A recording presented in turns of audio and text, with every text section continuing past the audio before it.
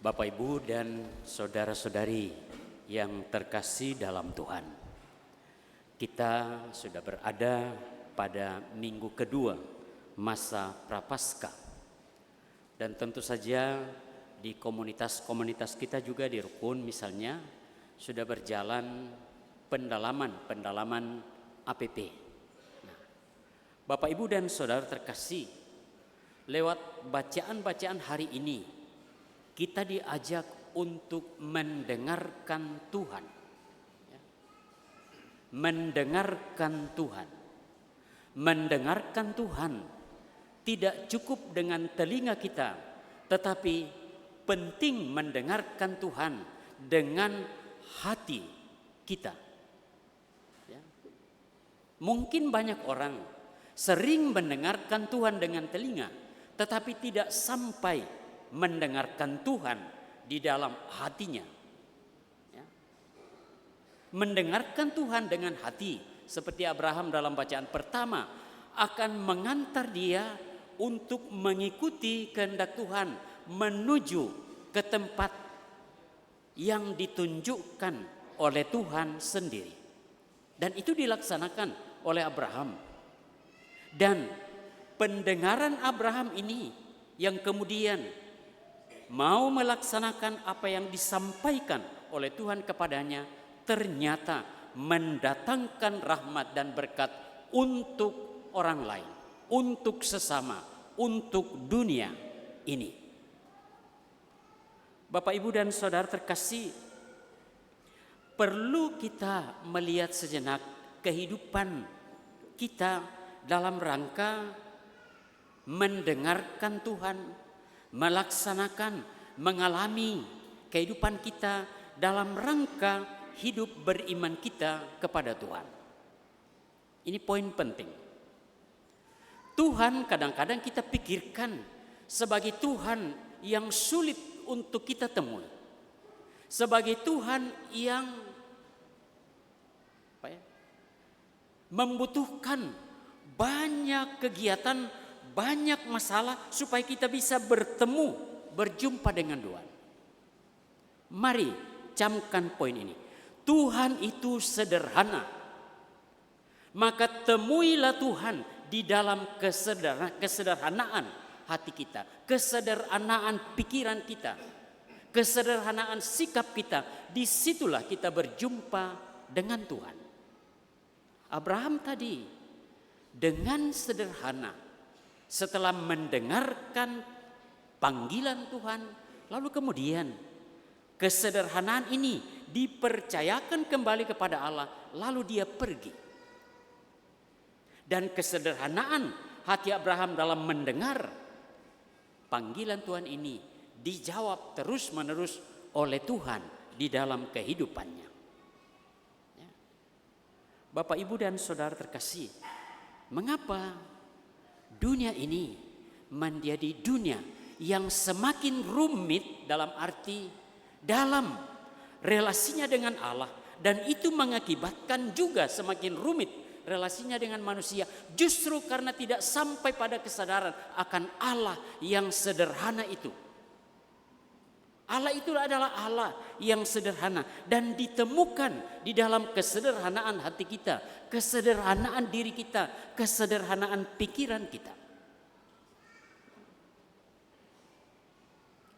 Sekarang kita dikhawatirkan dengan mulai kemarin sudah terjadi, ya kita katakan saja perang, ya perang antara Israel, ada Amerika di belakang, lalu Iran dan seterusnya. Itu karena apa? Itu karena kesadaran akan Allah yang rumit. Manusia memikirkan Allah yang rumit, ruwet. Tetapi kalau kita memikirkan, mengalami, menyadari bahwa Allah itu adalah Allah yang sederhana, ditemui di dalam kesederhanaan diri kita, kesederhanaan pikiran kita, kesederhanaan hati kita, maka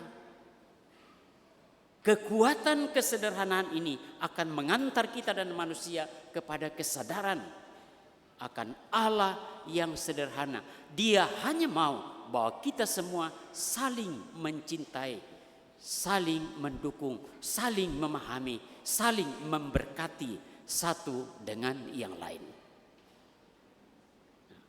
Oleh karena itu, supaya kita bisa sampai kepada kemuliaan, dan ini perjuangan kita khususnya dalam masa prapaskah ini, kita berjuang supaya sampai pada kemuliaan. Kita perlu mendengarkan Dia dalam hati kita, mendengarkan Tuhan dalam hati kita. Ya.